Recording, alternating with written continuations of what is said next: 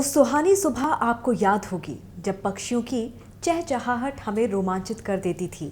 उनकी मधुर ध्वनि हमारे कानों में एक अलग तरंग सा काम करती थी। इनमें से ही एक पक्षी है गौरैया। याद है ना आपको?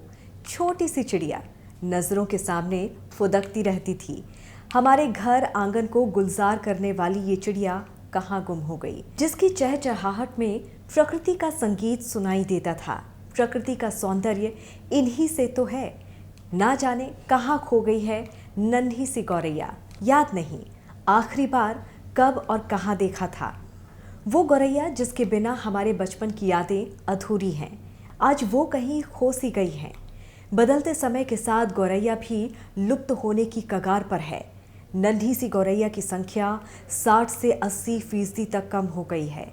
इस स्थिति को देखते हुए साल 2010 में 20 मार्च को पहली बार गौरैया दिवस मनाया गया, ताकि लोगों को इस पक्षी के संरक्षण के प्रति जागरूक किया जा सके।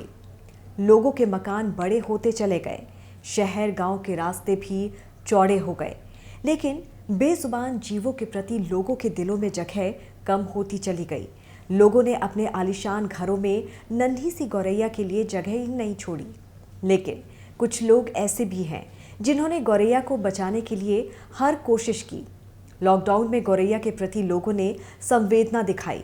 गौरैया समेत कई पक्षी दाना पानी के लिए घरों परिसरों में मंडराने लगे। जहां उनकी कद्र हुई वहां उन्होंने डेरा बना लिया। कई लोगों ने अपने घरों पर गौरैया के लिए आलीशान भी बनाया। वाराणसी के रहने वाले इंद्रपाल सिंह बत्रा ने अपने घर के हर एक दीवार को गौरैया के हवाले कर दिया है। वो अब चिड़ियों के यहाँ रहने से लेकर उनके दाना पानी का पूरा इंतजाम करते हैं।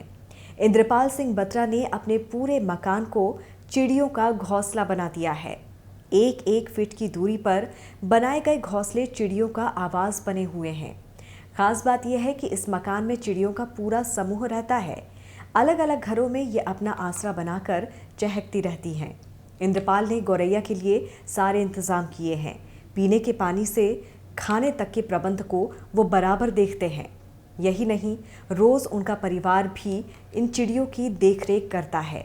घर की बाहरी दीवार से लेकर अंदरूनी दीवारों तक घोंसले बने हुए हैं। इंद्रपाल सिंह बत्रा ने एक मिसाल कायम की है। लोगों को उनसे सीखना चाहिए। हम अपनी रोज़मर्रा की ज़िंदगी में इतना खो गए हैं कि हम भूल ही गए हैं कि हम अपनी प्रकृति से ही दूर होते जा रहे हैं। अगर पक्षी हैं, जंगल है, पेड़ पौधे हैं, तभी हमारा अस्तित्व है। हमारी जिम्मेदारी है हम विलुप्त होने की कगार पर खड़े ऐसे पशु पक्षियों को बचाएं, उनका संरक्षण करें, उनके रख रखाव का इंतजाम करें, ताकि हमारा पर्यावरण भी सही रहे। आखिरकार प्रकृति, संसाधन और पर्यावरण हमारे जीवन और अस्तित्व का आधार हैं।